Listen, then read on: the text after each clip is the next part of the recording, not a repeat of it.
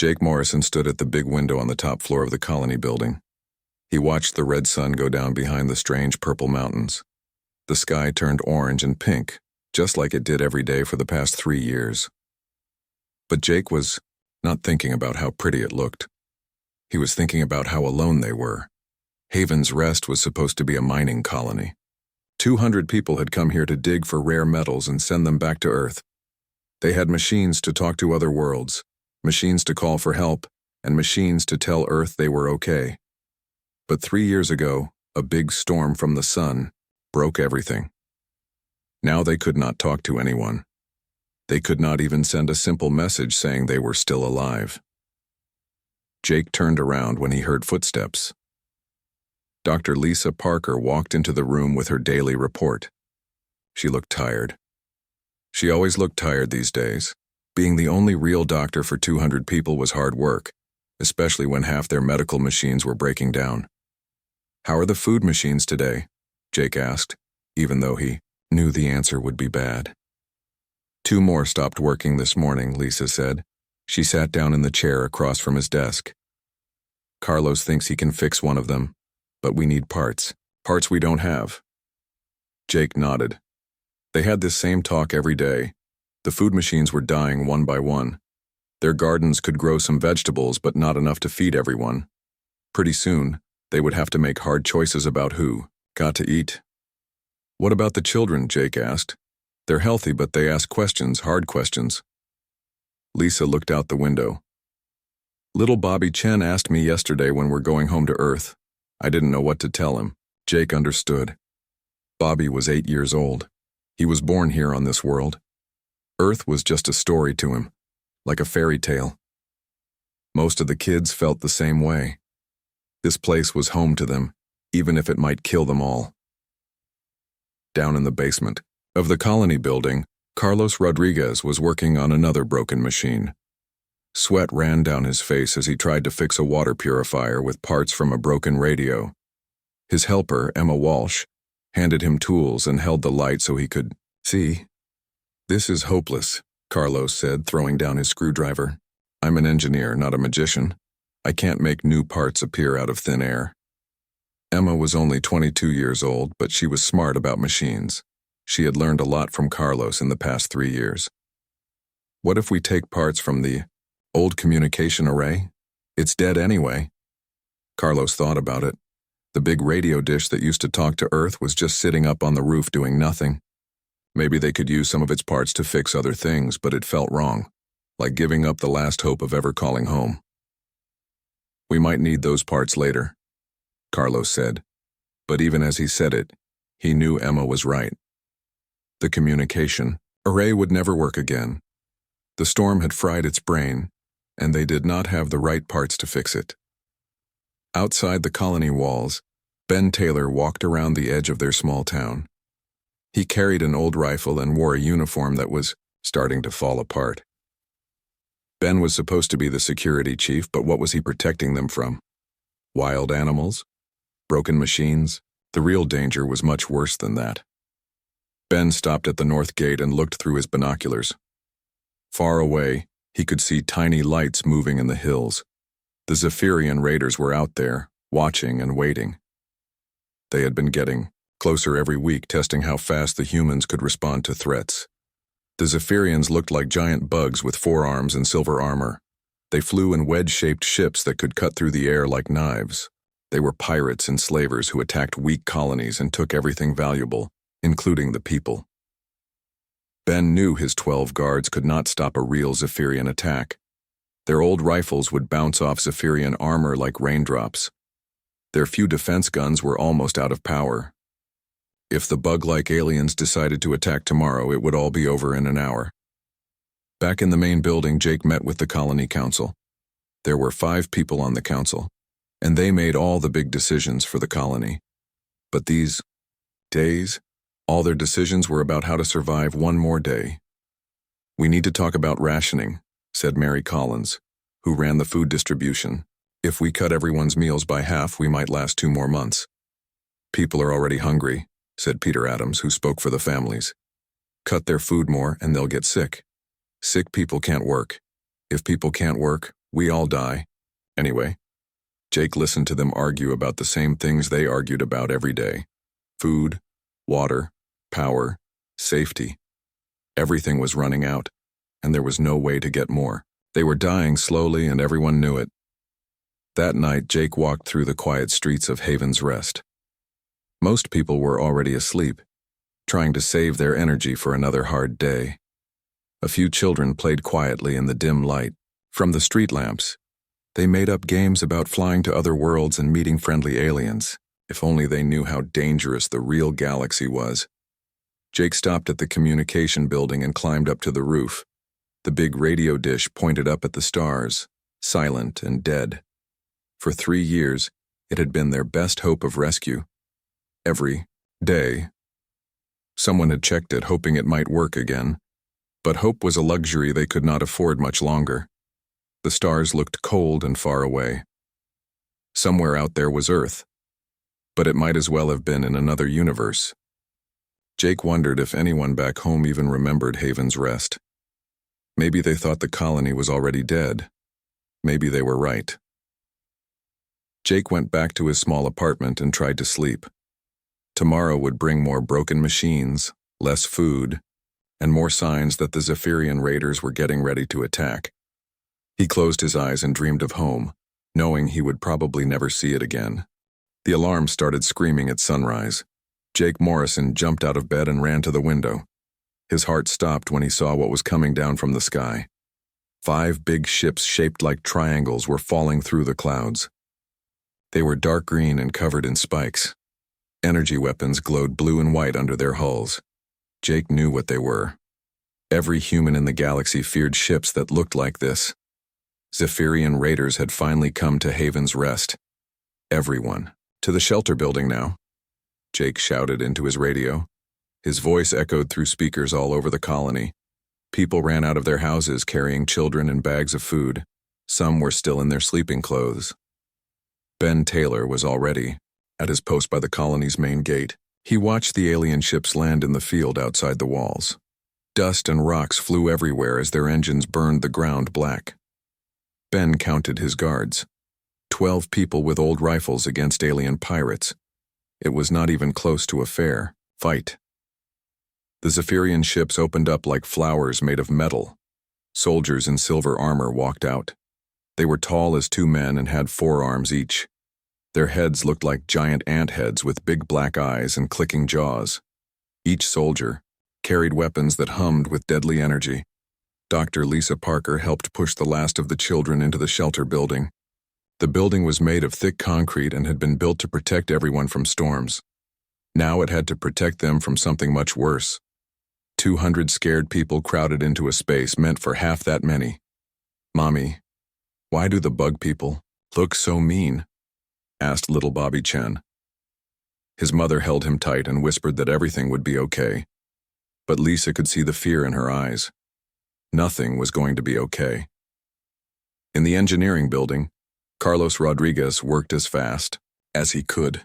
He was trying to get their last defense gun working. The gun was old and half broken, but it was better than throwing rocks at the aliens. "The power cells are almost dead," Emma Walsh said.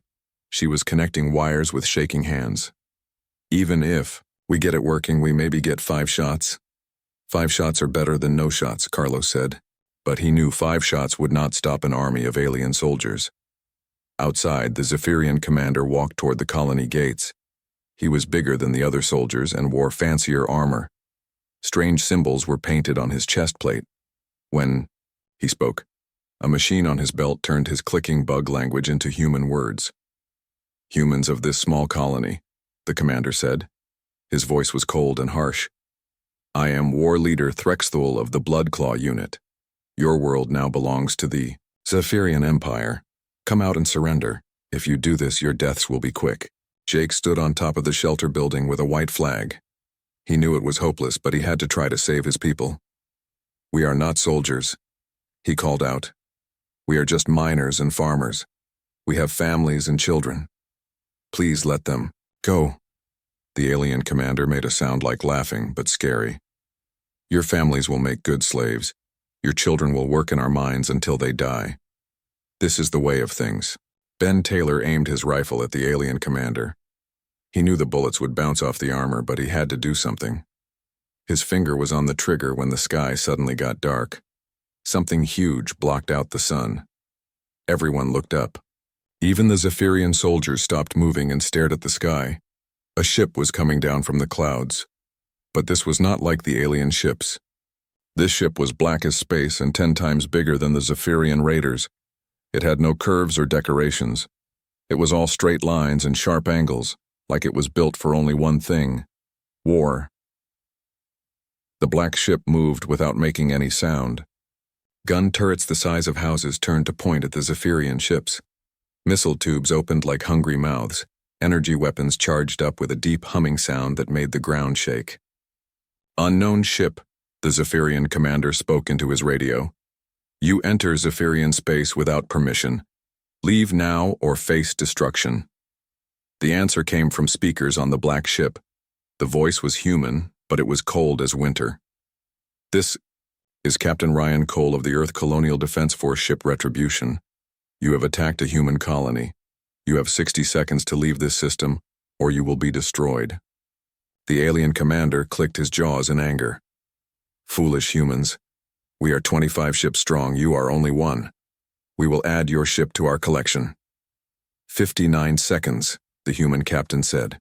The Zephirian commander raised his weapon and pointed it at the shelter building where all the colonists were hiding. "Surrender your ship or we kill every human on this world." Captain Cole's answer was not words. It was fire. The big black ship opened fire with weapons that lit up the sky.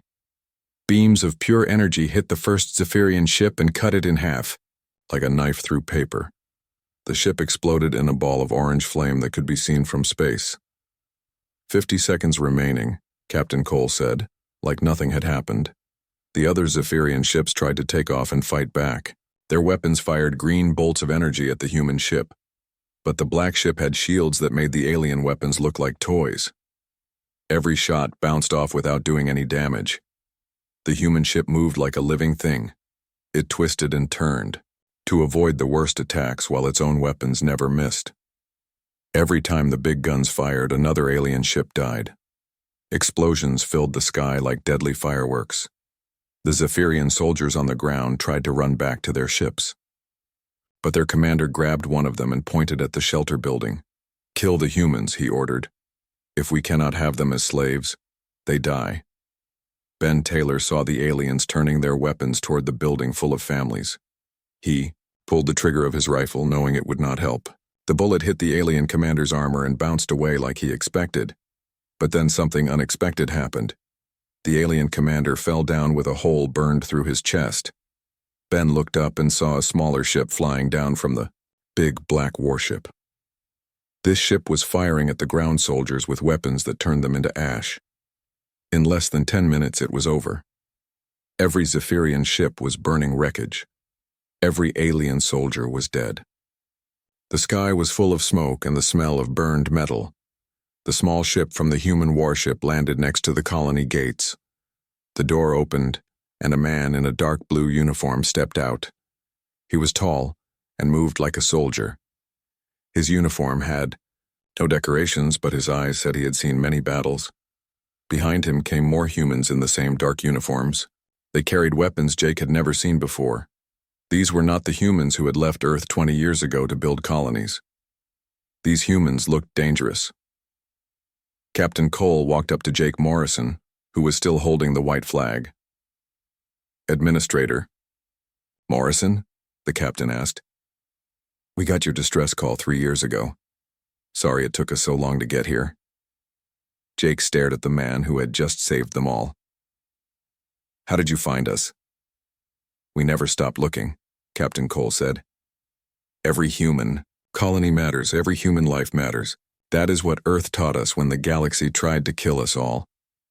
Jake looked at the burning alien ships, and then back at the captain. Something had changed about humanity, while Haven's Rest was alone in the dark. Something that scared him almost as much as the aliens had. Captain Ryan Cole walked through the colony with Jake Morrison.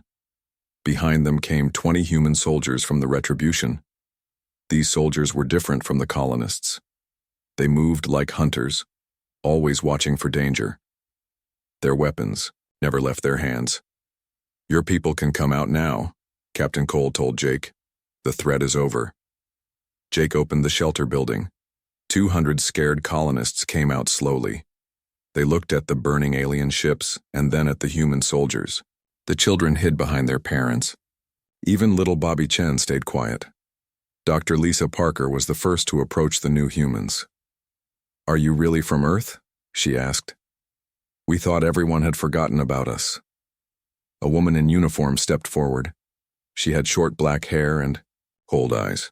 "I am Commander Stephanie Lewis, Tactical Officer of the Retribution. Earth never forgets its children. But the galaxy has been hard on all of us." Lisa noticed something strange about these Earth humans. They all had scars. Captain Cole had burn marks on his neck. Commander Lewis was missing 2 fingers on her left hand. Another soldier had a metal plate where part of his skull should be. "What happened out there?" Jake asked. "What happened to Earth?" Captain Cole looked at the burning alien wreckage. "The galaxy tried to kill us. We decided not to let it." Ben Taylor walked up to the group. He was still carrying his old rifle, but now it felt like a toy next to the weapons the Earth soldiers carried. "Captain, those aliens said they had 25 ships. We only saw 5 land here. The other 20 tried to run when they saw us coming," said a young officer named Lieutenant Alex Turner. "We destroyed them in space before they could escape. Standard procedure." The colonists looked at each other with worry. Standard procedure? These humans talked about destroying entire fleets like it was normal work. Carlos Rodriguez came out of the engineering building with Emma Walsh. They had been watching the battle from the roof. "Your ship," Carlos said to Captain Cole. "I've never seen technology like that. Those weapons, those shields. How did Earth build something so advanced?" Commander Lewis smiled, but it was not a happy smile. "We learned from our enemies. Every alien race that tried to destroy us taught us something new. We took their technology and made it better." Emma stared at the soldiers' weapons.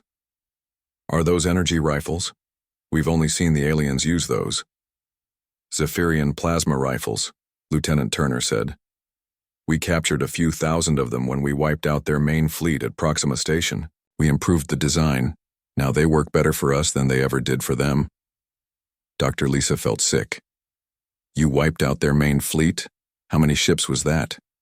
"About 300, Captain Cole said, like he was talking about the weather. "The Zephirians used to be one of the strongest pirate fleets in this sector. Used to be." Jake Morrison tried to understand what he was hearing. "Captain, when we left Earth 20 years ago, humanity was peaceful. We explored space to make friends with alien races. We wanted to learn and trade, not fight." Captain Cole's face got hard. "That was before the hegemony attacked our first colony ships. Before the crystalline consortium turned our people into slaves. Before we learned that the galaxy sees kindness as weakness." A small group of colonists gathered around to listen. They wanted to know what had happened to their home world while they were gone. "Earth is not the same place you remember," Commander Lewis said. "The blue skies are hidden behind defense platforms. Every moon in the solar system has been turned into a weapon factory. We build 1,000 warships every year now." "But the people?" Lisa asked. "What about families, children, art and music and all the things that make us human?" Lieutenant Turner looked sad for a moment. "We still have those things, but we had to learn to protect them. The universe taught us that if you can't defend what you love, you will lose it forever." Carlos was still thinking about the technology. "Your ship destroyed 5 alien vessels in minutes. How is that possible?" "Experience," Captain Cole said. "We've fought the Zephirians dozens of times. We know exactly where to hit them to make their ships explode fastest. We've mapped every weakness in their armor. We've studied every mistake they make in battle." Emma asked the question everyone was thinking. "How many wars has Earth fought?" The soldiers looked at each other. Finally, Commander Lewis answered. "We don't call them wars anymore. We call them pest control operations. In the last 10 years, we've eliminated 14 alien empires that threatened human colonies. Eliminated? Jake felt cold, completely destroyed. Lieutenant Turner said, "Ships, bases, homeworlds. When an alien race declares war on humanity, we make sure they can never threaten anyone again." Ben Taylor had been a soldier before he came to Haven's Rest. He understood what these people had become. "You're not explorers anymore. You're exterminators." Captain Cole nodded. "The galaxy made that choice for us. We tried peace. We tried diplomacy. We tried compromise every time they took it as a sign of weakness and attacked us harder." "So what happened to the aliens who wanted peace?" Dr. Lisa asked. "There weren't any," Commander Lewis said. "Every species we met tried to conquer us, enslave us, or eat us. Some pretended to be friendly first, but they all had the same goal. In the end." Jake looked around at his colonists. They were farmers and miners and teachers. They had come to the stars looking for a better life. Now they were learning that the stars were full of death. "What happens to us now?" Jake asked. Captain Cole walked over to where the alien commander had died. The body was burned black by human weapons. "You have a choice. We can take you back to Earth where you'll be safe behind our defenses, or you can stay here and we'll protect this colony.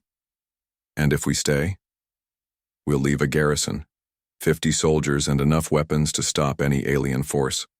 We'll build proper defenses and give you ships to call for help." Mary Collins, who ran the food distribution, spoke up. "What do we have to do in return?" "Nothing," Captain Cole said. "Protecting human colonies is what we do now. It's what Earth exists for." But Jake could see there was more to it. "There's something else, isn't there?" Commander Lewis smiled that cold smile again. "Some colonies choose to do more than just survive. Some colonies choose to help us make sure the galaxy never threatens humanity again." "You mean join your military," Ben Taylor said. "I mean become part of something bigger," Captain Cole said. "Part of a humanity that never has to run or hide or beg for mercy ever again." The colonists stood in silence, looking at the smoking ruins of the alien ships. They had been saved, but by humans who scared them almost as much as the aliens had. Jake Morrison realized that the choice they had to make would change everything about who they were and who their children would become. The galaxy had made humanity dangerous. Now humanity was offering to make them dangerous too. Over the next week, the people of Haven's Rest learned things that changed how they saw the universe. Captain Cole's engineers worked day and night to fix the colony's broken systems, but they also taught the colonists about the new reality of human life in space. Jake Morrison stood in the communication room watching Sergeant Katie Murphy work on the main computer. Her hands moved over the controls like she had been born to fix things. In 2 hours, she had done what Carlos Rodriguez could not do in 3 years. "How did you learn to do this so fast?" Jake asked. Katie looked up from her work. "Practice. When your ship gets shot up in battle, you learn to fix things quick or you die. I fixed communication systems while alien fighters were shooting at me." Jake felt cold when she said this. "How many battles have you been in?" "Lost count after 50, Katie said. She went back to her work like fighting 50 battles was normal. "Most of us have been fighting since we were teenagers. The galaxy doesn't give you time to grow up slowly." In the medical building, Dr. Lisa Parker watched the ship's doctor, Commander James Wright, examine their medical supplies. He moved through their equipment like he was looking at ancient artifacts. "Doctor, is our medical technology really that old?" Lisa asked. James held up one of their surgical tools. "This is what we used 20 years ago on Earth. It's not bad, but we've learned so much more since then. Watch this." He showed her a device the size of her thumb. "This scanner can find diseases that your machines cannot even see. It can also find poison, radiation damage, and genetic problems. We learned to make it after the hegemony started using biological weapons against us." Lisa stared at the tiny scanner. "Biological weapons? They used diseases as weapons?" "Still, do," James said sadly. "The hegemony thinks killing humans with invisible germs is cleaner than shooting us. They made diseases that only hurt humans, so we learned to make medicine that only helps humans." Dr. Parker felt sick. "How many people died before you figured out how to stop the diseases?" "Hundreds of thousands," James said. Whole colonies died before we even knew what was killing them. That's why every human ship now carries doctors who know how to fight. Alien diseases. In the engineering building, Carlos Rodriguez worked beside Chief Engineer Rebecca Stone from the Retribution. She was teaching him about the new power systems that human colonies used. "This fusion reactor is amazing," Carlos said. "It's 10 times more powerful than anything we had when we left Earth." Rebecca nodded. "It has to be. Our defense systems need a lot of power.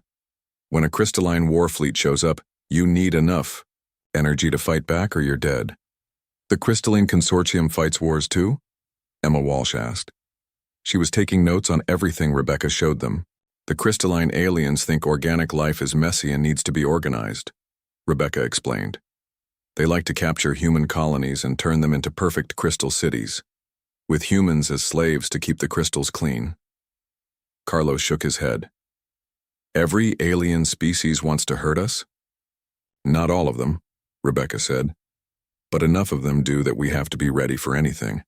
The galaxy is not a friendly place." Ben Taylor spent his days training with Lieutenant Mike Chen, the Retribution security chief. Mike was teaching Ben's guards how to use the new weapons that Earth's military had developed. "This rifle can punch through Zephirian armor like it's made of paper," Mike explained. He showed them how to charge the energy cells and aim the targeting system. "But the most important thing is not the weapon. It's knowing when to use it." "When do you use it?" asked one of Ben's guards. "When talking doesn't work," Mike said. "We always try to talk first, but if aliens won't listen to words, they usually listen to weapons." Ben practiced with the new rifle. It felt strange in his hands, much lighter than his old gun, but somehow more deadly. "How do you know which aliens will listen to talk and which ones won't?" Mike's face became serious. "Experience, usually paid for in blood. The species that attack human colonies first and ask questions later don't get second chances." That night, Jake Morrison met with Captain Cole in his office. They drank coffee that tasted better than anything the colony had made in years. The captain's crew had brought real Earth coffee as a gift. "Captain, can I ask you something personal?" Jake said. "Go ahead." "How old were you when you first fought in a battle?" Captain Cole was quiet for a moment. 17. The hegemony attacked the colony where I grew up. My parents died in the first wave. I joined the Colonial Defense Force the next day." Jake felt sorry for him. "You've been fighting for your whole adult life." "Most of us have," Captain Cole said. "The galaxy made us choose between fighting and dying. We chose to fight." "Do you ever think about what humanity might have become if we had been left alone?" Captain Cole looked out the window at the stars. "Every day. We might have been explorers and scientists and teachers. We might have built beautiful cities on 100 worlds. But that's not the choice we were given." The next morning, Dr. Parker found Captain Cole in the colony's small library. He was reading one of their old books about Earth's history. "Finding anything interesting?" she asked. Captain Cole held up the book. "This is about the American Civil War. Families fighting families, brothers shooting brothers. I was thinking about how humans have always had to fight, even against each other. But we also learned to stop fighting each other," Dr. Parker said. "We made peace on Earth. We came to the stars together. And then the stars taught us that peace is a luxury only the strong can afford," Captain Cole said. "The weak get eaten." Dr. Parker sat down across from him. "Captain, what happens if we win? If humans become the strongest species in the galaxy, what then?" Captain Cole closed the book. "Then maybe we can afford to be peaceful again. Maybe we can go back to exploring and learning instead of just surviving." "You think that's possible?" "I hope so," Captain Cole said. "But first we have to make sure there are still humans left to be peaceful." The days passed quickly. Captain Cole's crew finished their repairs and started upgrading the colony's defenses. They installed new shields, better weapons, and communication systems that could call for help across the galaxy. But they also kept teaching the colonists about the new reality. Every day brought new stories about the wars humanity was fighting. Stories about colonies that had been saved and colonies that had been lost. Stories about alien species that had learned to respect human strength and alien species that had been destroyed for threatening human lives. The colonists had to decide, Not just whether to leave with the retribution, but what kind of people they wanted to be. The old dream of peaceful exploration was dead. The new choice was between being protected victims or dangerous protectors. As the 2 weeks came to an end, Jake Morrison realized that Haven's Rest would never be the same again. They had learned too much about the galaxy to go back to innocent dreams of peace and friendship among the stars. The universe had taught humanity a hard lesson, and now humanity was teaching that lesson to others. The question was whether the colonists of Haven's Rest were ready to learn it too. On the last day, the people of Haven's Rest gathered in the main hall to make their final choice. Captain Cole stood at the front with a list of names. These were the colonists who had decided to leave with the retribution and join humanity's fight for survival. Jake Morrison was surprised by how many people had chosen to go. Half the colony wanted to leave their home and become soldiers. Families were being split apart by this decision. "I still can't believe you're leaving," Jake said to Dr. Lisa Parker. She was one of the people going with the ship. Lisa packed her medical supplies into a military bag. "Jake, I've seen what their doctors can do. I can learn things that might save thousands of lives. How can I say no to that?" "But you'll be going into battle," Jake said. "You could die." "I could die here too," Lisa answered. "At least out there I'll be helping to protect people instead of just waiting to be protected." Carlos Rodriguez was also leaving. He had spent 2 weeks learning about the new engineering systems that human ships used. "Emma, are you sure you don't want to come?" he asked his young helper. Emma Walsh shook her head. "Someone needs to stay and take care of the machines here. Besides, my little sister is only 10 years old. She needs me." Carlos understood. Not everyone could leave their family behind. "I'll send back everything I learn. Maybe someday you can build ships like the Retribution." Ben Taylor was staying too, but for different reasons. "The colony still needs protection," he told Lieutenant Mike Chen. "Someone has to train the new guards and watch for more alien attacks." Mike handed Ben a box of the new weapons. "These should help. And remember, if you see anything that looks dangerous, call for help immediately. The Colonial Defense Force monitors all human colonies now." The hardest goodbye was happening near the children's school. Bobby Chen, the 8-year-old boy who had asked about going home to Earth, was saying goodbye to his teacher, Miss Sarah Davis. She had decided to join the military as a communications officer. "Will you come back and visit us?" Bobby asked. Sarah knelt down and hugged him. "I'll try, Bobby, but I'm going to be very far away, helping other children like you stay safe." Bobby thought about this seriously. "When I grow up, I want to help keep children safe too." Sarah smiled, but Jake could see tears in her eyes. "Maybe you will, Bobby. Maybe you will." That evening, Captain Cole called together everyone who was staying.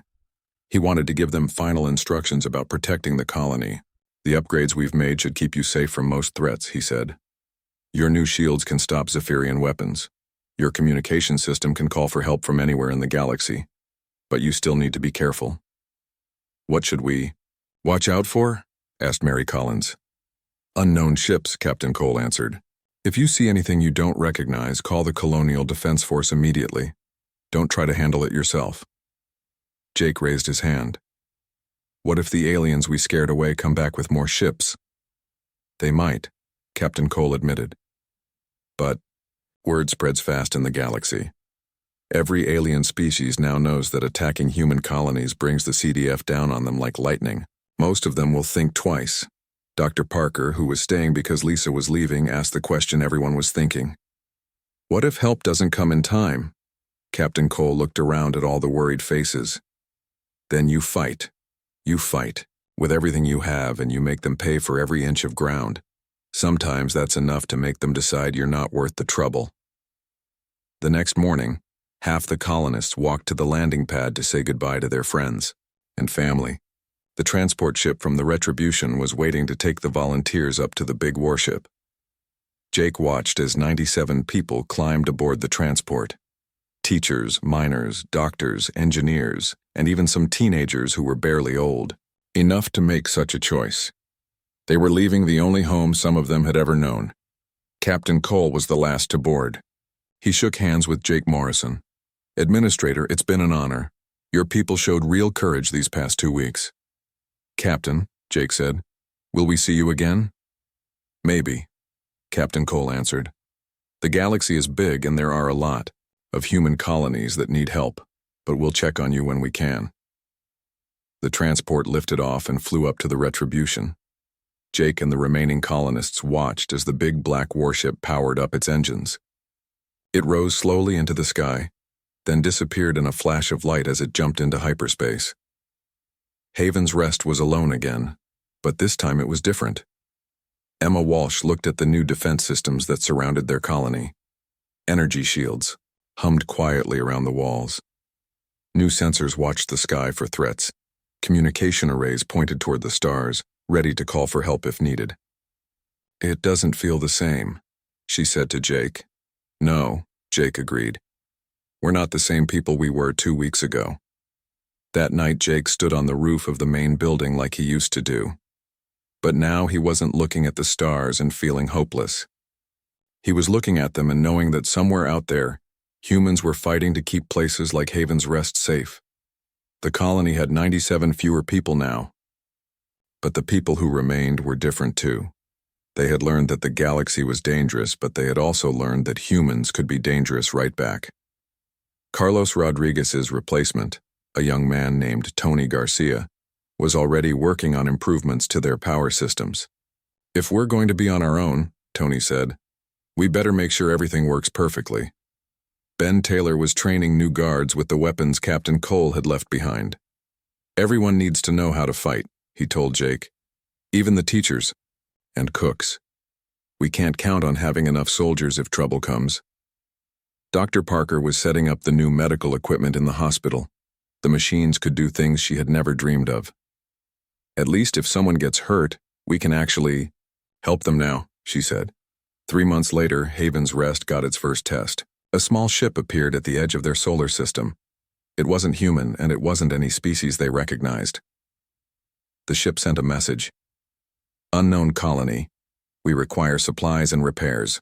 Lower your defenses and prepare to be boarded." Jake Morrison sat in the new command center, looking at screens that showed him everything about the alien ship. It was small, probably a scout or raider, the kind of ship that would have terrified them before Captain Cole arrived. "This is Administrator Morrison of Haven's Rest Colony," Jake replied. "State your business and keep your distance." "We take what we need," the alien voice answered. "You cannot stop us." Jake looked around at his people. Ben Taylor stood ready at the weapons controls. Dr. Parker monitored the colony's shields. Emma Walsh watched the power systems. Tony Garcia had his finger on the emergency communication button that would call the Colonial Defense Force. "Unknown ship," Jake said. "You have 10 seconds to leave this system. If you attack this colony, you will be destroyed."